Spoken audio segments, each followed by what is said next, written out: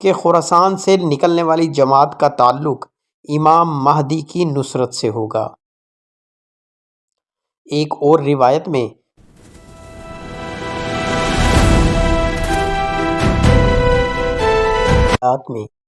آخری زمانے کی علامات کی ضمن میں ایک مشہور واقعہ خراسان سے کالے جھنڈوں کا نکلنا بھی بیان کیا گیا ہے۔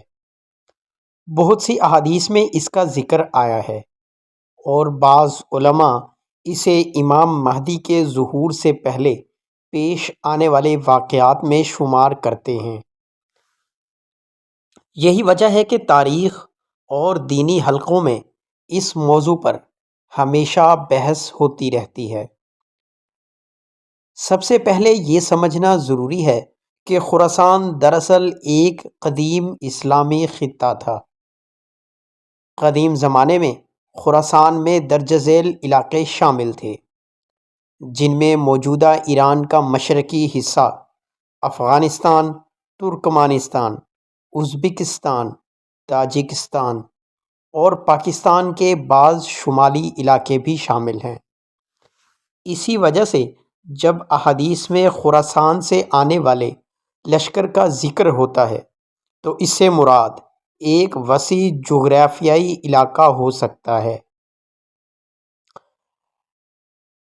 حضرت ثوبان رضی اللہ تعالیٰ عنہ بیان کرتے ہیں کہ رسول اللہ صلی اللہ علیہ وسلم نے فرمایا، جب تم خراسان سے کالے جھنڈے آتے دیکھو تو ان کے پاس چلے جانا، کیونکہ ان میں اللہ کے خلیفہ مہدی ہوں گے۔ اس حدیث میں واضح طور پر بتایا گیا ہے کہ خراسان سے نکلنے والی جماعت کا تعلق امام مہدی کی نصرت سے ہوگا۔ ایک اور روایت میں نبی اقدس صلی اللہ علیہ وسلم نے فرمایا، خراسان سے کالے جھنڈے نکلیں گے، انہیں کوئی طاقت روک نہیں سکے گی یہاں تک کہ وہ بیت المقدس میں جا کر نصب ہوں گے۔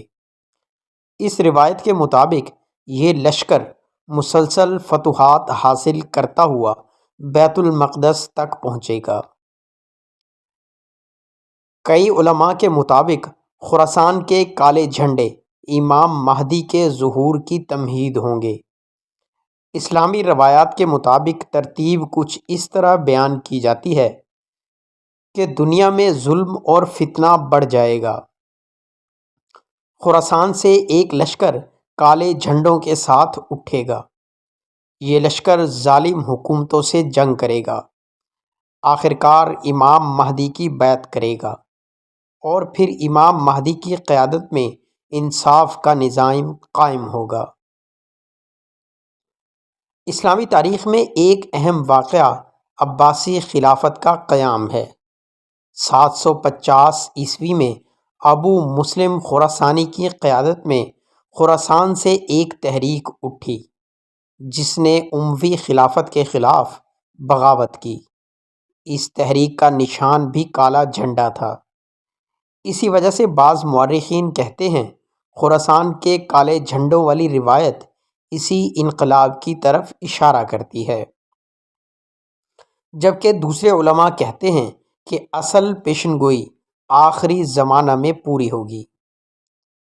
اس مسئلے پر علماء کے درمیان اختلاف موجود ہے۔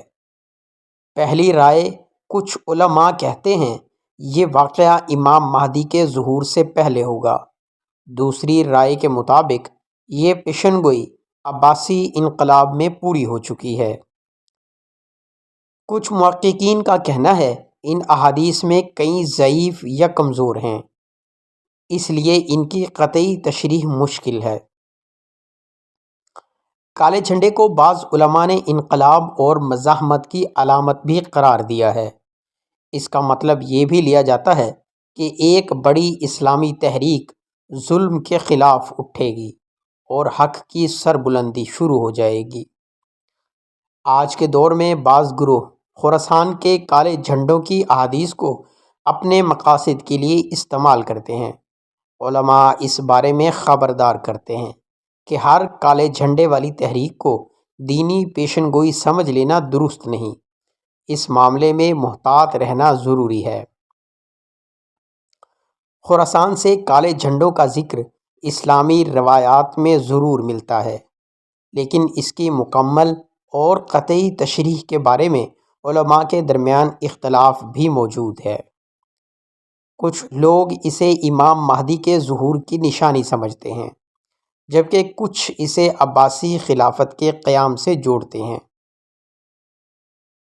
لیکن ایک بات واضح ہے کہ اسلام ہمیں یہ تعلیم دیتا ہے کہ حق، عدل اور انصاف کے قیام کے لیے جد و جہد ہمیشہ جاری رہنی چاہیے۔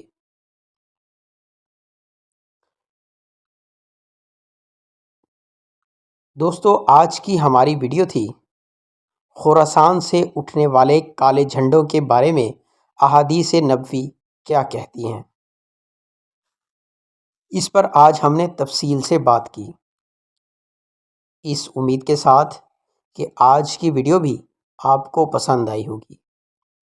آپ سے درخواست ہے چینل کو سبسکرائب کر لیں اور بیل آئیکن کو پریس کر دیں تاکہ ہر نئی آنے والی ویڈیو سب سے پہلے آپ تک پہنچ سکے۔ والسلام۔